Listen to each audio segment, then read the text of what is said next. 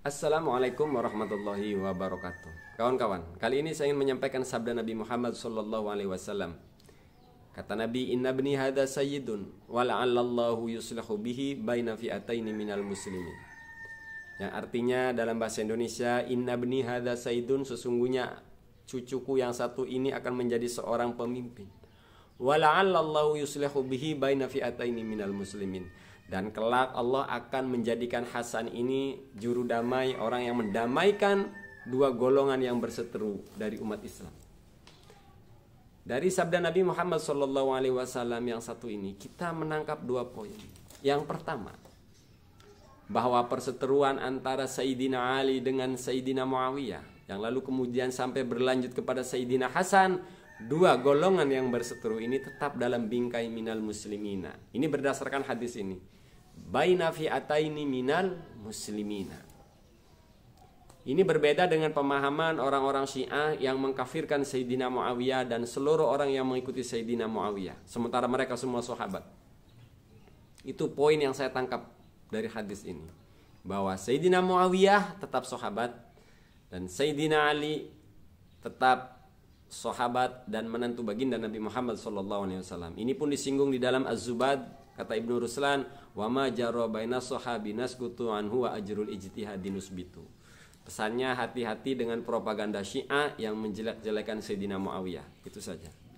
Poin yang kedua, bahwa Sayyidina Hasan rela menyampingkan, rela menomorduakan statusnya sebagai cucu Nabi, menyerahkan kepemimpinan kepada Sayyidina Muawiyah demi kemaslahatan umat Islam.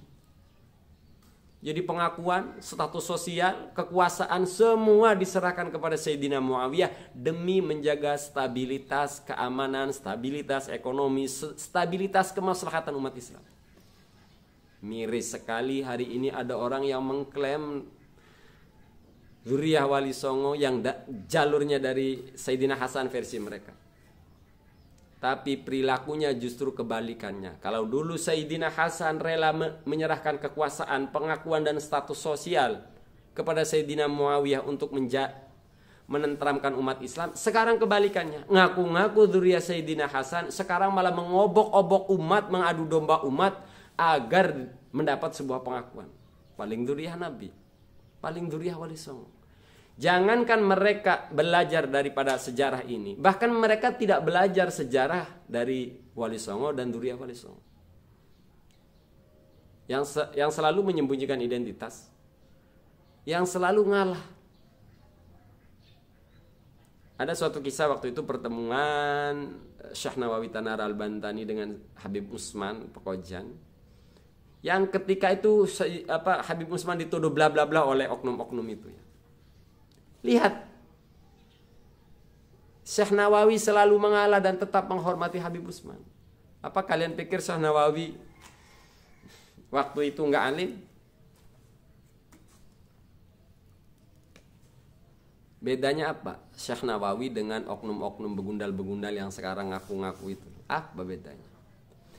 Syekh Nawawi dengan segala keilmuannya dicocokkan dengan realita waktu itu, dengan mata kepala langsung, sehingga Syekh Nawawi tidak barbar seperti oknum-oknum yang sekarang itu. Kalau orang sekarang mengambil data dari penggalan kisah, dari penggalan sejarah, lalu disimpulkan sendiri, sehingga cacian kepada Habib Usman begitu luar biasa. Kita belajar dari Syekh Nawawi Tanar Al-Bantani ya, yang ketika itu hidup di masa Habib Usman. Jadi kalau kita perhatikan dari satu kisah ini, Syekh Nawawi itu jelas nasabnya langsung kepada Maulana Hasanuddin. Cowok semua, nggak keselang 4 perempuan ya. Nggak keselang 4 perempuan. Syekh Nawawi itu cowok semua. Bagi saya Syekh Nawawi ya Zuriyah Nabi.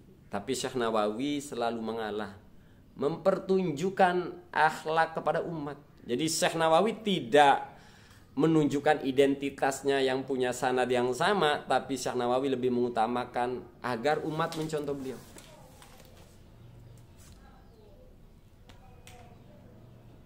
Maka mengenai gaduh nasab ini, saya katakan, kubu manapun yang mengalah demi kemaslahatan umat, dialah orang yang sesuai dengan pengakuannya, dialah orang yang layak mengaku zuriat Nabi Muhammad SAW. Siapapun, mau dari kalangan zuriat Wali Songo dan dari kalangan habaib, siapapun di antara dua kubu ini yang berupaya mendamaikan umat, dialah yang lebih pantas disebut zuriat Nabi Muhammad SAW.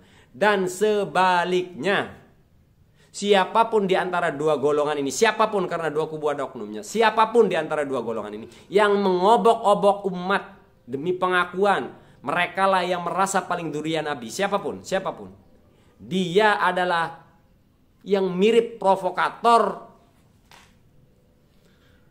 ketika di masa Muawiyah dan Sayyidina Ali memang. Karena ada provokatornya waktu itu. Jadi jangan-jangan yang membuat kerusuhan ini justru zuriyah provokator ketika itu. Saya Mas Al-Bantani minta kepada semua pihak agar mensudahi gaduh nasab ini. Sudah, kasihan umat. Ya. Bangsa Indonesia boleh meyakini kedua kubu sebagai zuriat Nabi, boleh juga tidak. Sudah, umat jangan mau diprovokasi oleh oknum-oknum. Saya juga tidak membela buta-butaan, membela mati-matian kedua kubu. Semua kubu ada oknumnya. Maka dalam bahasa sederhana saya katakan, pembuat gaduh nasab ini adalah oknum zuriyah Wali Songo kepada oknum para habaib. Sebenarnya para oknum-oknumnya saja ini mestinya disuruh naik ke ring MMA ya. Saya kira itu saja. Mohon ampun kepada Allah Subhanahu wa taala dan mohon maaf kepada pihak-pihak yang tersinggung. Hadanallahu wa iyyakum ajma'in. Wal 'afu minkum. Wassalamualaikum warahmatullahi wabarakatuh.